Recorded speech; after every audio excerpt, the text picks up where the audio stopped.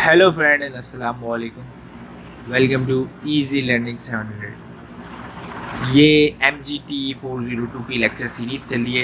Lecture number 3 है financial statement पढ़ेंगे। आइए स्टार्ट करते हैं आपकी आज की वीडियो को। पहला है लर्निंग ऑब्जेक्ट्स क्या क्या आपके पास आएंगे। पहला तो concept of financial statement, type कितनी होती है फाइनेंशियल और प्रिपेयर ऑफ फाइनेंशियल स्टेटमेंट जो है वो प्रिपेयर बाय कॉस्ट डिपार्टमेंट।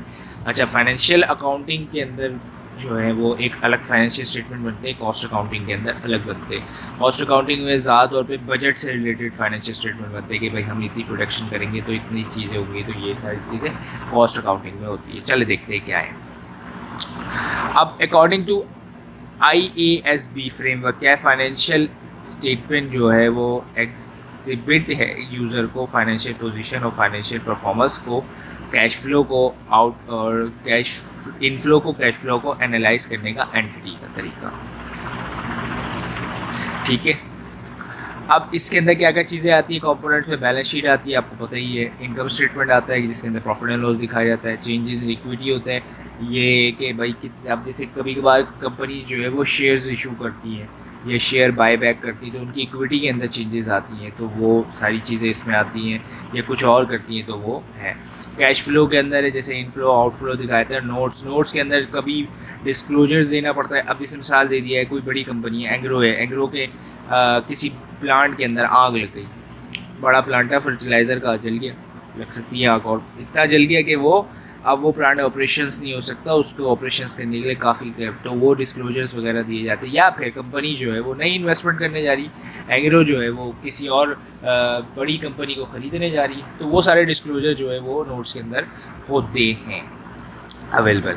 अब फॉर मैन्युफैक्चरिंग एंटिटी यानी कि मतलब बिजनेस एंटिटी के लिए क्या है, फॉर मैन्युफैक्चरिंग एंटिटी जिसके अंदर मटेरियल कंपोनेंट और converted them into the finish. Trade entity के लिए क्या होता है, purchase sales tangible products without change in base form. ठीक है। सर्विस इंडस्ट्री के लिए क्या है कि सर्विस इंडस्ट्री के अंदर provide services intangible services for the customer. ये सारे आपके बिजनेसेस हो सकते हैं। ठीक है। और फिर उसके बाद है कि इन्वेंट्री क्या है, it is a cost to held material supply work in progress finish goods that will provide economical benefits is known as stock. यानी कि बात क्या है, it is a cost held क्या होती है मटेरियल में और सप्लाई में, और वर्क इन प्रोग्रेस भी होता है, फिनिश गुड भी होता है, provide economical benefits in futures. ये आपका स्टॉक या इन्वेंट्री आप जो भी हैं वो कह लें। अब इन्वेंट्री के अंदर बहुत सारी किस्में हैं कि भाई मैन्युफैक्चरिंग है जिसके अंदर अब इन्वेंट्री के अंदर भी बहुत सारी चीज़ें खुल जाती है। इन्वेंट्री के अंदर मैन्युफैक्चरिंग अगर आप कर रहे हैं तो जैसे कि मटेरियल सप्लाईज और हो सकती है, वर्क इन प्रोग्रेस हो सकता है, फिनिश गुड हो सकता है। ठीक है। और फिर इसका है कि ट्रेड बेस में गुड्स एंड सर्विसेज यानी गुड्स परचेसेस इन्वेंट्री हो सकता है, और वर्क इन प्रोग्रेस इन्वेंट्री हो सकता है सर्विस इंडस्ट्री में। लोकेशंस भी हो सकती है कि भाई स्टोर कहाँ है, वर्क इन प्रोग्रेस का है, गोडाउंस का है, शोरूम्स का है, वर्क ऑफिस प्लेस, ये सब कहाँ है। इसकी कुछ यानी कि मतलब जो कॉस्ट ऑफ गुड्स सोल्ड जो स्टेटमेंट बनता है कुछ ऐसा बनता है कि भाई opening inventory, net purchase, material value use, closing inventory और मटेरियल वैल्यू यूज़। फिर इसके ऐड कर दिया हमने डायरेक्ट लेबर, ये आपके प्राइम कॉस्ट आ गए, FOH ऐड किया तो टोटल फैक्ट्री ओवरहेड आ गया। Cost of goods to be manufacture है, cost work in progress minus करा, cost of goods to be manufacture है, ओपनिंग फिनिश गुड ऐड करा, और cost of goods to be sold जो है वो लेस यानी कि मतलब फिनिश गुड्स जो है वो आपका लेस करा, कॉस्ट ऑफ सेल्स जो है वो भी आपने यानी कि मतलब कॉस्ट ऑफ गुड्स सोल्ड जो है वो आपके पास आ जाएगी। अब एलिमेंट्स होते हैं कॉस्ट ऑफ गुड्स सोल्ड यानी कि मतलब cost of goods sold statement के 6 के, जिसके अंदर आपकी मटेरियल सप्लायर अपना है और लेबर है, FOH है, इन्वेंट्री में मटेरियल सप्लाई है, वर्क इन प्रोग्रेस है और फिनिश गुड्स है।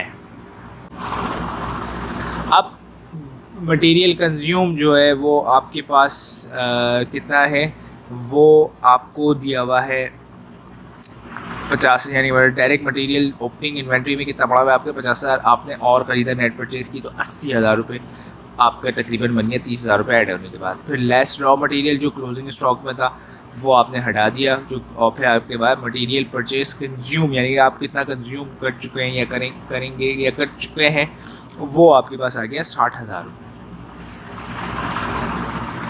अब है प्राइम कॉस्ट। प्राइम कॉस्ट कैसे निकालते हैं?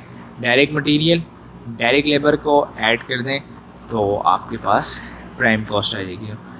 और टोटल फैक्ट्री ओवर कैसे निकालते हैं? प्राइम कॉस्ट आपने पिछली स्लाइड में निकाल ली थी, डायरेक्ट लेबर डायरेक्ट मटेरियल जो है वो ऐड कर दिया। एफ के अंदर अब indirect labour, indirect material, indirect अपना इलेक्ट्रिसिटी जो है वो बिल है, रेंट है, वो सारी आपने कॉस्ट की, तो आपके पास टोटल फैक्ट्री कॉस्ट आ गई 2,20,000 रुपये। मैं उम्मीद करता हूँ आपको ये वीडियो पसंद आई होगी। Thank you for watching this video.